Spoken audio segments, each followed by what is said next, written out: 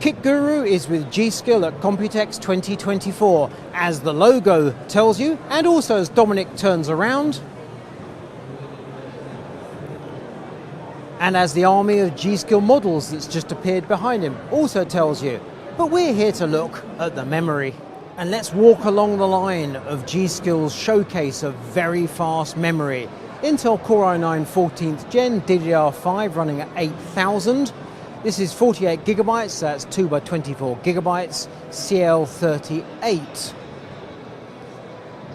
You will note that was running on a gigabyte motherboard. Next we have an Asus. G.Skill has to play friendly with everyone, so DDR5 8000, again CL38, and again 48 gigabytes, different motherboard manufacturer.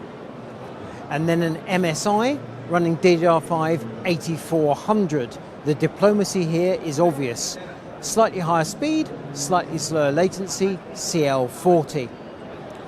All Intel, all 14th Gen. And now we have an ASRock DDR5 9000, CL42. But again, 48 gigabytes, 2 by 24 gigabytes. And we have DDR5 9000 on Asus, again Core i9 14900K, and again CL38. They're really pushing here the 24 gigabyte modules. Interestingly, here we have an ASRock workstation, so it's Intel Xeon W9 or Sapphire Rapids.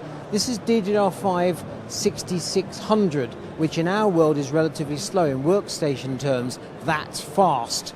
And it's 4 by 48 gigabytes, so 192 gigabytes, and CL34. That is proper for a workstation.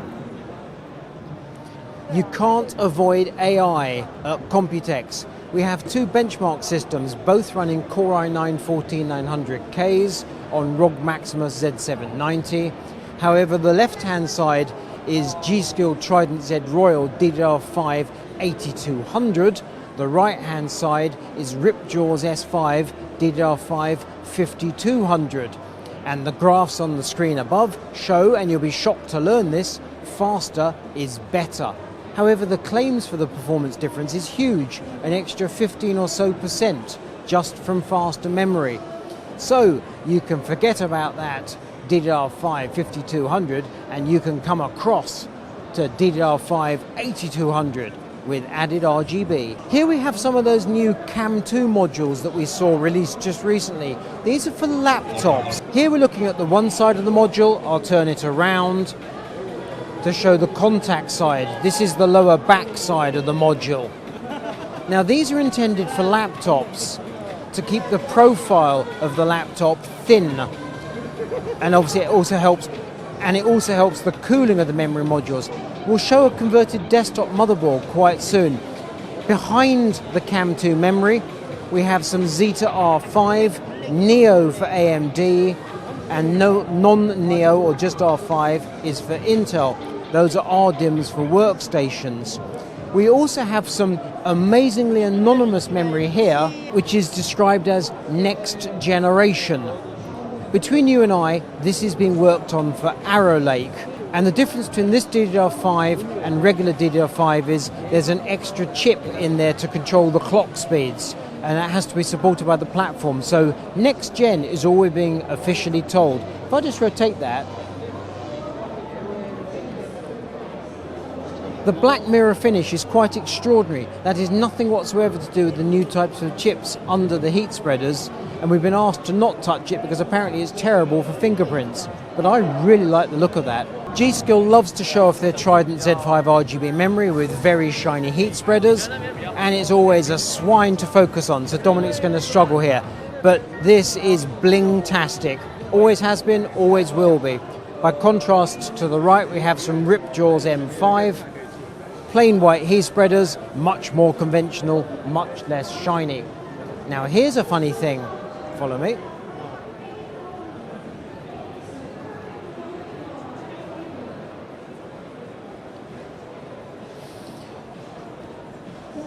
G.Skill has won a European Hardware Association award for their Trident Z5 RGB DDR5, and that is here, as we just saw. However, to the left, we have some super fast DDR4. DDR4 is still very significant. DDR5 systems tend to cost a lot, even though the memory itself is not a fortune. So people are sticking with systems that run DDR4. G.Skill is still big on DDR4.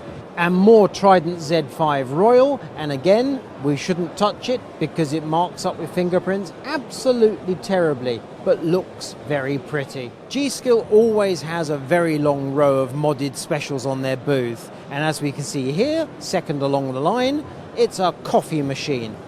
Obviously, I must confess, I quite like the LCD screen displaying the dancing girl. Absolutely great use of visuals. Oh yes, there was a new Mad Max movie, wasn't there? Well, there you go. As a result, we have a mod all about that. The next mod, we have no explanation. It's like a devil head with a split open globe. But it's certainly an interesting build. Next to that, Random Design has done some sort of mech warrior.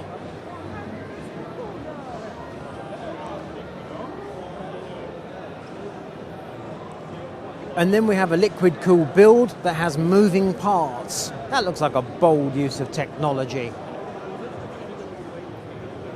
We go on past Splav's build. And here we see Project Alpha. It's a concept case for G.Skill. Black on the left, white on the right. The idea is it's very light despite appearances, 7 kilos, made mainly of aluminium. We can see on the left we have an absolutely enormous Noctua passive heatsink, just to show it can be accommodated, while on the right we have a load of bits power custom loop liquid cooling. The point, in case you haven't already guessed, is that air can easily flow in from the bottom, up through the system, and out through the top. Loads of potential for airflow, and you can see visually what's going on inside your system. As to whether G.Skill proceeds with this concept remains to be seen. They'd be manufactured in Belgium and probably only shipped within Europe, so the potential market is relatively low by G.Skill's standards, but it certainly looks interesting.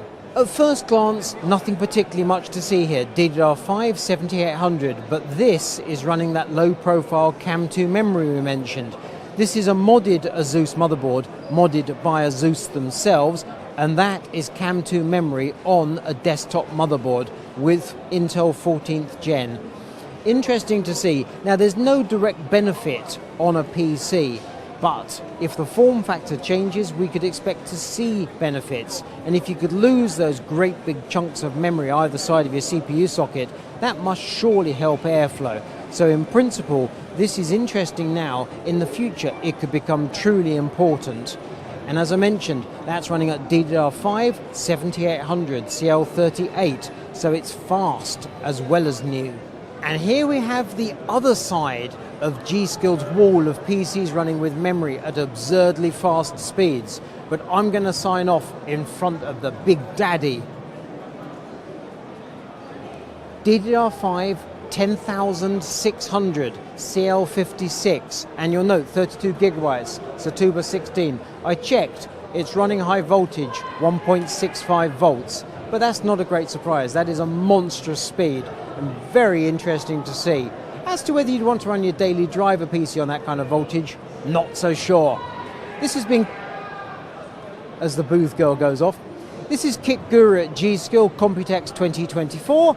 Remember, like, subscribe, give us a thumbs up, kitguru.net on the web, and yes, we're on TikTok.